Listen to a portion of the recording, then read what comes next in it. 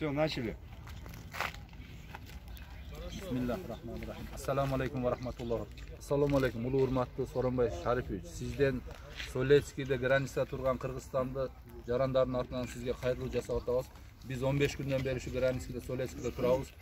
Kıyınçılık abdan oğur bolup atat. Bizge Оренбургту konsulu kelip hiç bir nersemizi çeçken жоқ. Sizlerden soranarыбыз. Bizge bir koridordan jardam berip koridor açıp berseňer. Biz de Kırgızstan'a jetip olaylı. Biz de bir yerde doktorlar kelip tekşerip hiç qanday kasalligimizni boshqaligimizni tekşerip turat. Oşoga sizlerden soranıp ketebиz. Premier ministerden, Tышkı işler ministrinden soranarыбыз. Şu yerde kalıp ketken Kırgızstan jarandары bizge 106-110 elder şu yerde maşinada jatıp turabız. Jardam berişiňerdi soranabыз. Assalamu alaikum prezidentimiz Soronbay Şaripovich. Biz mana 16 mart günü kelganmiz mana shu Soletskiy shahriga. Kelganimizda granitsa yopilgan bo'lgan. Hammamiz ashunda berib turibmiz. Mana o'sha bugun 1-aprel. Ayrimlarimiz mashinada yotibmiz, kimdirmiz kvartiraga даже pulimiz ham yo'q hozir kvartira olgani. Mashinada yotganlar ko'p, och qolganmiz hozir. Mayda yaxshi nimalar bor ekan, ancha-muncha qarab turishibdi.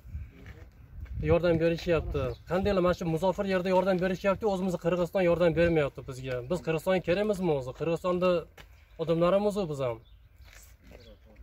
Qanday bizni olib ketishga shuncha qurbilar yetmaydimi? O'zbekiston olib ketdi, Tojikiston olib ketdi. Biz dağı Qirg'iziston jarandarimiz. Olib ketdilar. Olib ketishlar bordi. Assalomu alaykum Qirg'iz eli, jana bizning prezident Soronbay Şaripovich, Premier Ministrimiz Muhammadqali Abulgaziyevga bizning qayruluğumuz. Biz argasızdan qayrılуу kılıp жатабыз. Sebebi 16 Mart günü biz ушул жерге келгенбиz. Келгенден бери биздин жогорку кеңеште иштеген депутаттар менен WhatsApp аркылуу түз байланыштарды жасап, алардын обещанияларына биз ишенип, ушул күнгө келдик. Бүгүн 15-күн болуп атат ужечи. Алардан эч кандай майнап чыккан жок. Бүгүнкү күндөрү биз чалсак, алар даже телефондорун албай атат. Биздин ишенген эл өкүлдөрүбүз ушул ишке барып атышат да. Biz argasızdan ушул президентибизге, премьер министрге, жогорку кызматта иштеген биздин өкмөт кызматкерлерине кайрылууга аргасыз болуп атабыз. Biz бул жерде жыргаганыбыздан же ойноп жүргөнүбүздөн келген жокпуз бул жергечи. Биздин деле ата-энелерибиз, ал жакта бала чакаларыбыз күтүп атышат бардыгы кыжалат. Силер эмне болуп атасыңар депчи. Бул жерде бизде мына биздин орус туугандарыбыз дагы ушул жерде биз үчүн алар кыжалат болуп атышат. Günde gelip tekşerip bizde analizlerde alıp bizden özümüzden birlikte oturganlar bizge hiç kanday jardam görsete alışpay atat da kuruk söz menen жашап 15 gün болду уже келгенибизгечи. Мына казак туугандарга барып границага чейин бардык. Пограничниктер менен сүйлөштүк. Алар айтты. Силер деди, мына консул Казакстандагы, Кыргызстандагы консулдарга кайрылгыла деди. Биз пожалуйста ачабыз деп атат. Алар айтып атат. Силердин консулуңар, силердин өкмөтүңөр эч нерсе чечпей атат дейт. Бизде эмне күнөө дейт. Биз алар менен түз байланышып келдик. Казакстандын пограничниктери менен керек болсочу. Бизге ушул жерге бир коридор эле кылып берсе, 72 саатпы, может 48 саатпы. Биз өтүп кетмекпиз Кыргызстангачы. Кыргызстанга барып, өзүбүздүн жерибизде, өзүбүздүн элибизде каласа 14 күн болсо, 14 күн деле ошол жерге жатып биз текшерилмекпиз да. Бул жерде күндө анализдер бар, списоктор бар. Бизден чтобы баягы текшерилип күндө анализ тапшырган бардык нерселер бар. Бүт бардыгы. Биздин документтерибиз бүткөн, аркага жол жок эч кандайча. Мына транзит машиналар, булардын дагы 20 күндүк убактылары бүттү. Биз мындайча айтканда биз камалып эле калдык да, эч жака чыга албайбыз. Азыр жолго чыксак, мисалы үчүн, комендантский час бул жерде деле текшерүүлөр өтө катуу болуп атат. Кафелер жабылган, гостиницалар жабылган. Биз эпте ушул жерде күн көрүп атабыз. Акыры ушул президентибизге, премьер министрге кайрылууга аргасыз болдук. Биздин маселени тез күндүн ичинде чечип берүүңүздөрдү суранабыз силерден. Суранабыз. Аялдардан туруп тургандан кийин сүйлөп койгон. Акча сурабай. Машинада жатып аяк какта келем, акча берген. Күлкү каткыруу деген токтотуп койгулачы бир аз. Серьезно относитесь? Сизден суранабыз. Мынакей ушунча канча деген бир жүздөн ашык киши турабыз бул жакта. Машиналар менен кете албай атабыз. Биздин да бала чакаларыбыз бар, күтүп атышат барда сарсаны болуп.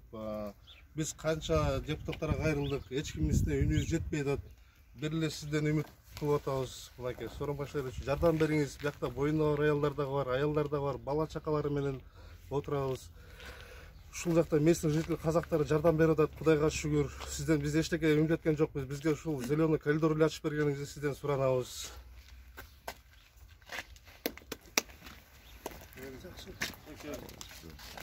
Так, Урматтуу Сооронбай Шарипович, биз жалпы ушу кыргыз элиңердин жалпы ушу Солилецкийде турган кыргыздын калкынын атынан, элинин атынан биз биякта 16-числодон бери турабыз. Үйгө жете албай атабыз. Бизге сураныч ушу зеленый коридор ачып берсеңиз, башка акчалай эч кандай жардамыңыз кереги жок. Бизге ушул аман эсен Кыргызстанга эле жол ачып берсеңиз, жетип алсак бала чакабыздын пешинесине канча күн карантинге алсаңыз деле мейли, ошого баш ийебиз. 10 күнбү, 14 күнбү, 15 күнбү жатабыз ошо жерде. Силердин көз карашыңарда болупчу, медиктердин. Аябай кыйналып кеттик. Машинеде түгөнөгөндөр машинеде түнөп атат. Биякта дагы кыргыздын, казактардын мечитинен келип таксырлар жардам берип атышат. Ошол биздин суранычыбыз ошол. Жол ачып бериңизчи бизге. Кетип калалы. хорошо.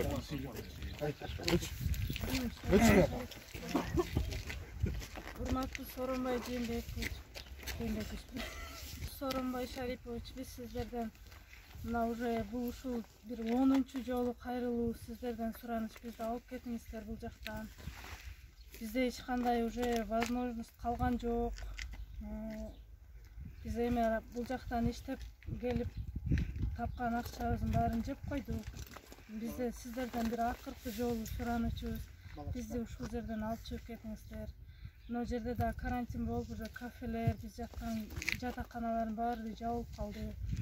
Бизден мына жерде ушул мечиттен келген 1-2 киши үйүнө алып барып 1-2 күн жаткырып, биз деле уялып калдык уже. Сиздерден сураныч ушул биздин акыркы жолу суранычыбыз ушул, биздин сүйлөгөндөрдү кабыл алып коюңуздар. Бала чакабыз, ата энебиз баары күтүп уже тажап, ыйлап, көз жашыбыз калбады. Сураныч сизден. Жол ачып бериңизчи. Аман сен өтүп кетейли. Качанга чейин тентип жүрө беребиз биякта. Ишенебиз деп айтып коелук жигиттер. Ишенесиздер? Неге андай ишенесиздер?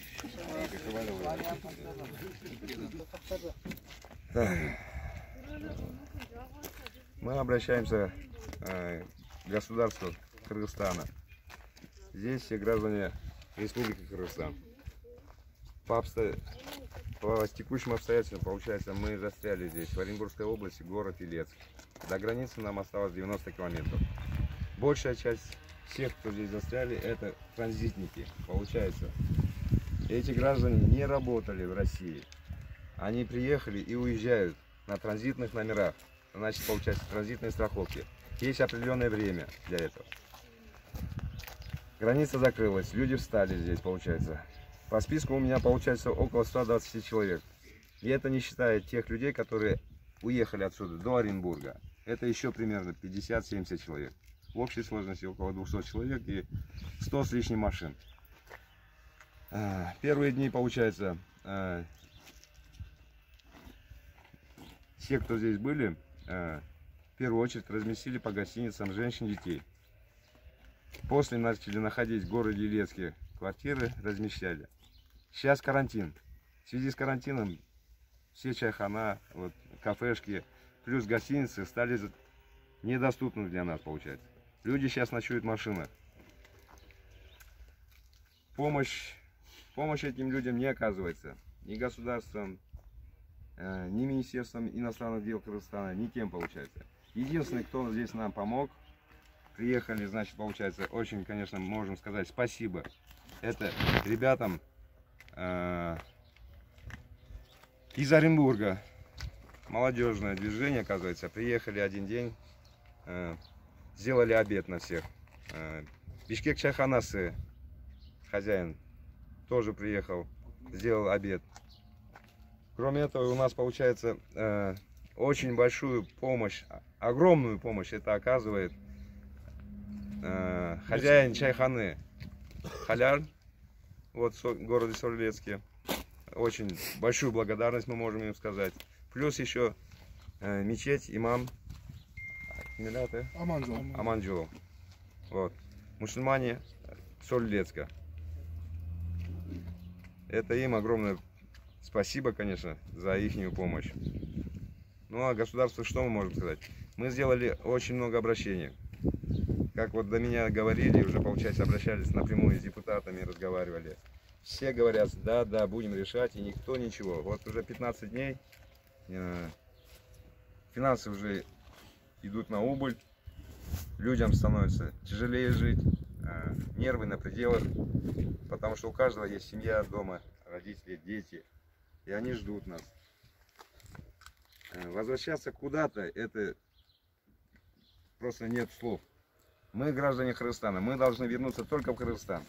Назад дороги нам нету. Ни в Москве, ни в Петербурге. У нас нет ничего такого. Поэтому большая просьба, уже я считаю, наверное, последняя просьба, помочь всем гражданам Кыргызстана. Если мы не безразличны нашему государству. Все на этом, наверное. Кыргызстанды депутаттары, партиялары Солецкийде 100дөн ашуу 200ге жакын Кыргызстанды граждандары турабыз. Эртеге шайлоо болот. 200 адамда канча голос бар, карагыла, шайлоо убакыты эле келип эле голос мынча жардам бергиле деп. Эми силер ham bir жардам бергиле элдерге. Шунча адам шу жерде турабыз. Бардыгынын семьясы бар, бир үйдө канча голос бар? Силерге голос керекпи?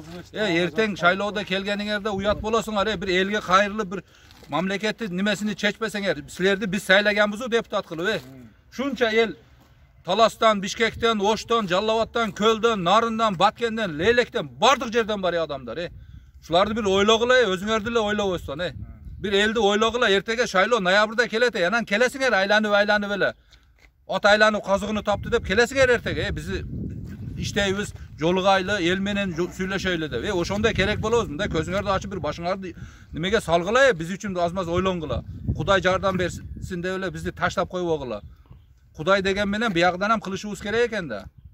Бир карап койгула, уят эми. Шунча эл шу жерде. Мына Солецкийдеги мусулмандарга, мечиттерге рахмат, Алла разы болсун. Шу келип жардам берип атат. Кудай үчүн эксан хадия кылып, эми балдарды бардыгыны тыйыны түгөндө, бардыгы чемоданный настроениеде отурат, машинада жатып туруш бардыгы кыйналды. Эми берден жыргагандан эч ким келип отурган жок.